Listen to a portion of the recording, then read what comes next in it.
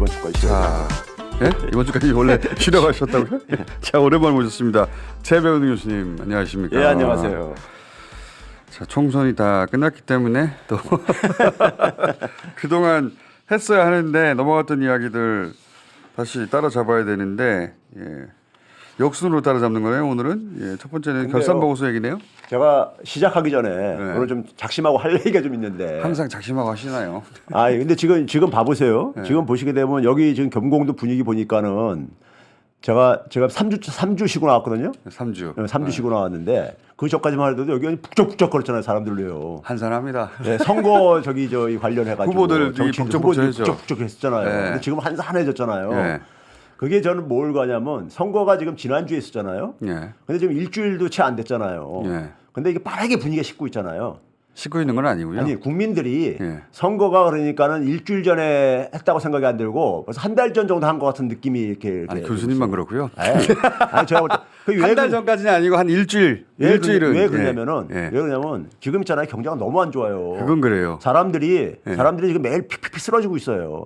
그래서 이재명 대표도 민생을 지금 저 나온 거고. 민생 얘기를 빨리 해야죠. 예, 윤석열 대통령도 그러니까 민생이라고 하고 앉아 있는 게 그러거든요.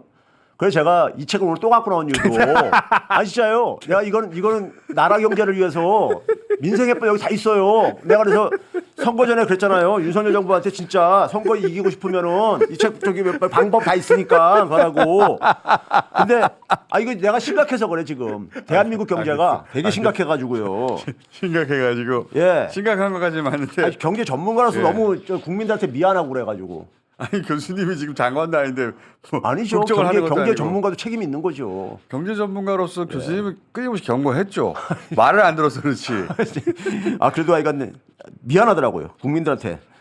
자, 먼저 이제 가야 될게요. 예. 저는 이번에 아주 심각한 일들이 여러 가지가 있었지만은 대통령이 선거 개입을 쭉 해왔었잖아요, 사실상이요. 민생 토론회라고 하면서 천조. 그런데 이번에 진짜 아주 회개한 일이 일어난 게 경제 관료들이 정치에 개입을 한 거예요. 그게 이제 뭐냐면은 우리가 정부가 예산을 편성을 해가지고 국회에서 승인을 받고 이러면은 집행을 하고 그다음에 그걸 결산을 하잖아요. 결산 보고를 매년 하죠. 예, 결산을 하고 그거를 그러니까 이제 대통령이 주재하는 국무회의에서 통과시킨 것을 가지고 감사원에다가 이제 감사를 받게 돼 있어요. 그렇죠. 그리고 또 국회에서 또 결산 심사를 받게 돼 있어요. 돈을 제대로 썼는가. 예. 그래서 이제 그 국가재정법이라는 게 있습니다. 예. 거기 59조를 보게 되면은 대통령의 승인을 받고 난 다음에 즉 국무회의 의결을 거치고 난 다음에 감사원에 4월 10일까지 제출하게 몫이 박아져 있어요. 법으로. 예, 법으로요.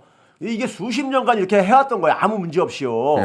예? 그리고 올해 결산 보고서 내용이 작년하고 별 달라진 게 없어요. 그냥 더하고 빼고 이 정도뿐이 된 거야. 근데 총선 뒤로 밀었죠. 근데 이거는 그러니까 갑자기 그러니까는 그래서 제가 지금 뽑아왔잖아요. 한 8개년 정도만 지금 뽑아왔는데 역대 그러니까는 박근혜 정부 때부터 올해까지 한번 그 결산 보고서 했던 걸 봐보세요.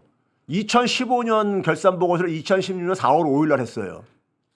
교수님 제가 정리할게요. 길게 쭉 말씀하실 필요 없이 항상 4월 10일 이전에 했는데 이번에는 4월 10일 이후에 했단 말이죠. 그 이유를 10일이 휴일이기 때문에 하루 미뤘다고 그러는데 휴일이면 앞당겨서 했죠. 과거에는. 그렇죠.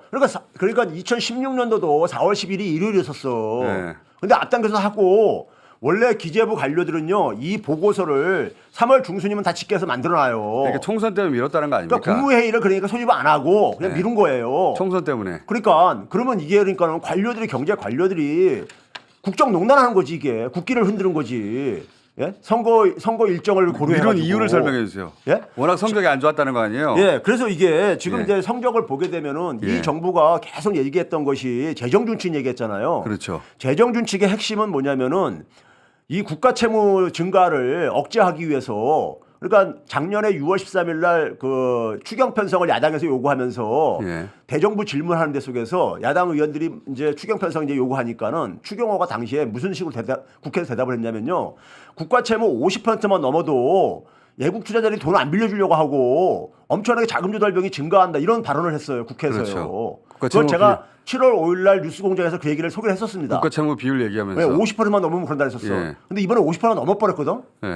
자기들이 넘겼어요. 자기들이 넘겼어. 그다음에 뭐냐면 자기들이 그거를 50%를 안 넘게 하기 위해서 재정 적자를 마이너스 3% 이내에서 관리하겠다 그랬어. 예. 근데 두 해 했잖아 지금요. 예. 2022년, 2023년을요. 근데 2022년에 5.4%로 마이너스 5.4%로 넘어서 버렸고 예. 작년에도 마이너스 3.9%또 넘어섰어.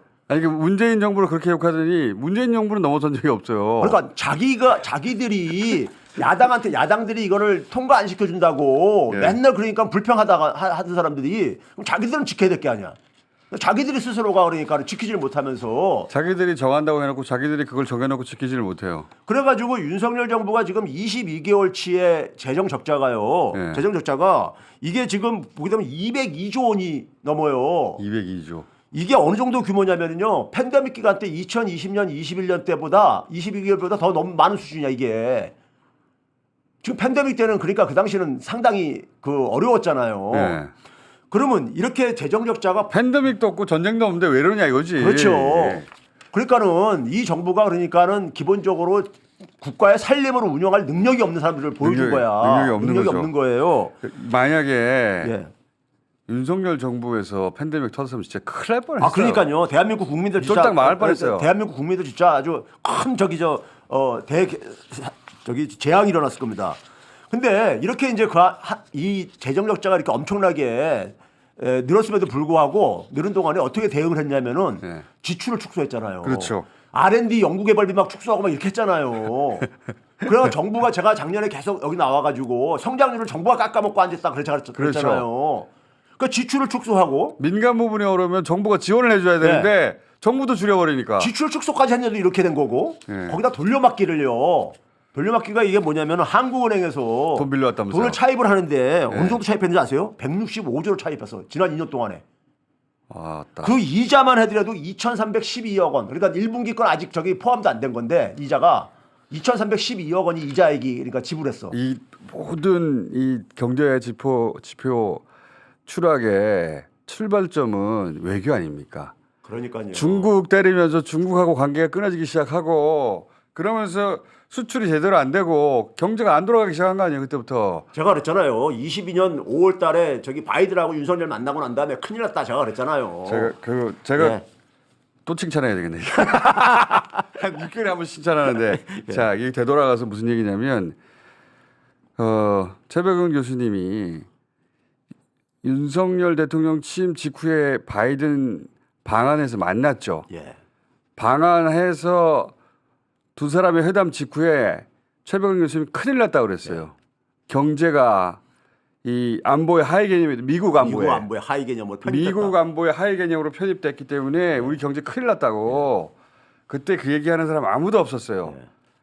그래서 교수님이 그 얘기를 하셨을 때 제가 야 이거 놀라운 통찰이다. 이건 교수님만 말씀하시는 거고 앞으로 이렇게 되면 안 될 텐데 했는데 그게 실현이 된 거죠. 그래도 공장장도 뛰어나시더라고. 그걸 이해하시니까. 제가 그때부터 칭찬했잖아요. 예. 야 이거 대단한 통찰이라고. 예. 실제 미국 안보의 하위 개념으로 우리 경제가 들어가면서 그러면서 이제 중국 수출 그렇죠. 급감하고 미국이 중국하고 예. 관계 끊으라고 하니까 예. 관계 끊고 탈중국 선언하고 앉아 있고 나토가 가가지고 반도체는 죽을 쓰고 있고 예.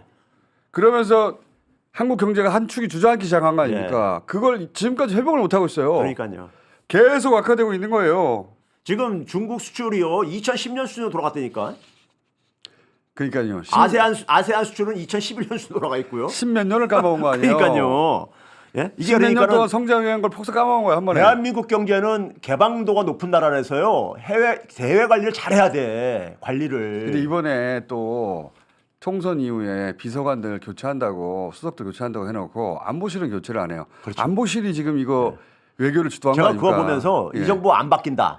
그러니까 큰일 났어요 진짜. 예, 안 바뀐다. 가장 그 근본적인 문제가 외교로부터 예. 출발한 건데 거긴 전혀 저거 없잖아요. 미동도 없잖아요. 거기를 가만히 두고 나머지 고치면 뭐 합니까 지금?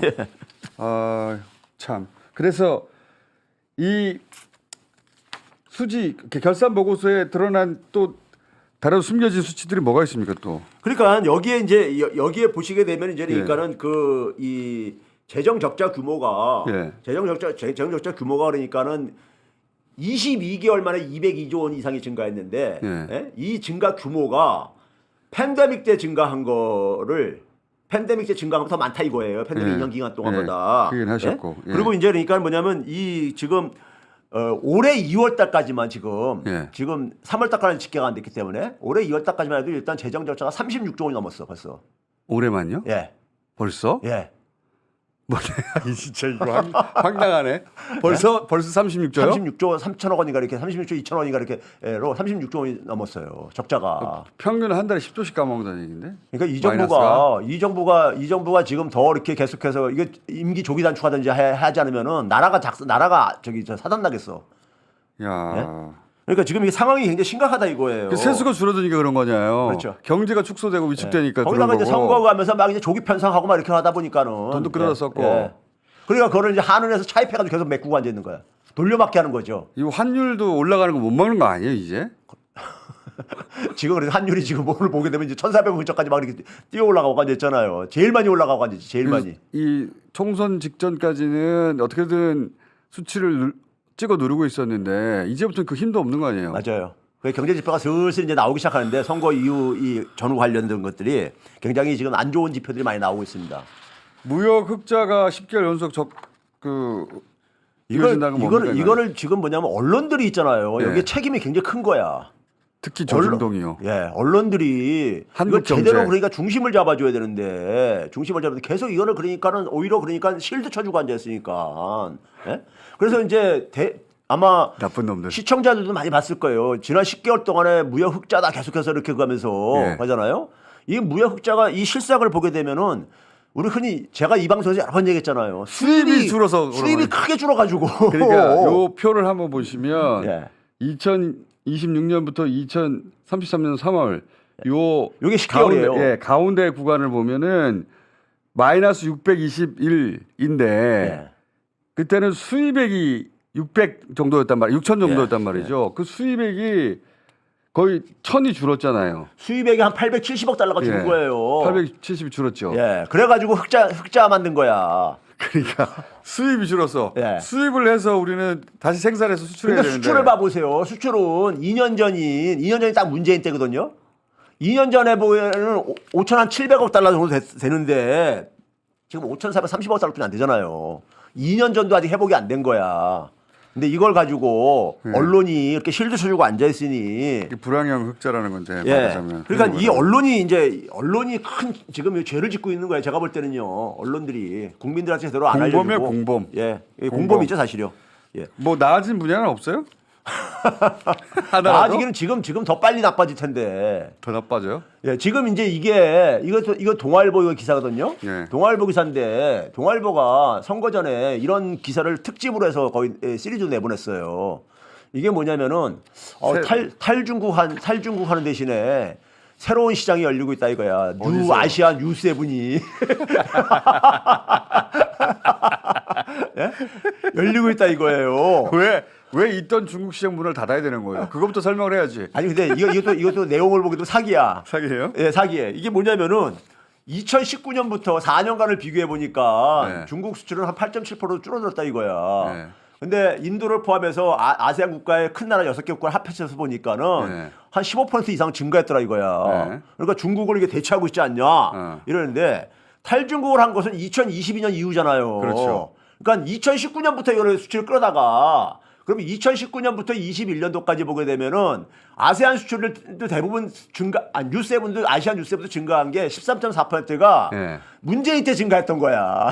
그런 거죠. 예. 예. 그때는 중국도 증가했었고. 그러니까 중국하고 아시안 뉴세븐이 같이 성장을 했는데 그러네요. 그러다가 저희 탈중국 하고 나서 같이 찍어두고 있는데 이렇게 된 거네요. 저기 이 표를 보시려면은 중국은 19.6%가 늘었고 문재인 정부 시절에 예. 그런데 2023년 작년에는 23%가 줄었어요. 예, 윤석열 들어와가지고 그런 거야. 그러니까 아시안 뉴세븐이라고 했는데 문재인 정부 시절에 13.4%가 늘었고 예. 그리고 윤석열 정부 들어와서 1.9%밖에 늘지 않아서 예. 줄어든 거예요. 예. 그러니까 한 10% 이상 줄어든 거죠. 12% 정도. 예. 근데 이걸 버무려가지고 2019 이제 4년 동안에 그 탈중국 하니까 오히려 아시안 수출도 줄어들고 오히려 그러니까 중국하고 관계 좋을 때 같이 증가했던 거거든. 그러니까요. 근데 이런 거 이거 완전 사기성 기사거든요. 중국 뉴세븐이 뜨는 게 아니라 뉴세븐도 줄었네. 예. 윤석열 정부의 그러니까요. 탈중국하고 났더니 뉴세븐도 10% 이상 줄었어요. 그래서 제가 그러잖아요. 아세안 시장이 2011년 수준으로 돌아갔다고 그런 얘기를 하는 게 그겁니다. 큰일 났어요, 교수님. 아니 이게 큰일 총선 났어요. 끝나고 나니까 더 걱정이에요. 그래서 이게 지금 그래서 제가 그런 거예요. 이게 민생 얘기하는 이유가 저 일자리 한번 봐보세요. 일자리요? 일자리 지금 이제 4월 고용 동향이 나왔는데 지난 2년간 성적을 올해 1, 2, 3월 달러서 봐보세요. 이게 60세 이상 취업자 비중이 95% 1월 달에 있던 것이 평균으로 2년 동안에 122%까지 이제 증가를 하고 있는데 지난 1년간만 보게 되면 135%가 넘었어. 그러니까. 예? 그러고 지금 청년층 취업자는 감소가 가속 증가하고 있잖아요, 이것도요. 이것도 이제 문재인 정부 시절에 네. 청년층도 늘긴 했는데 네. 취업이 네.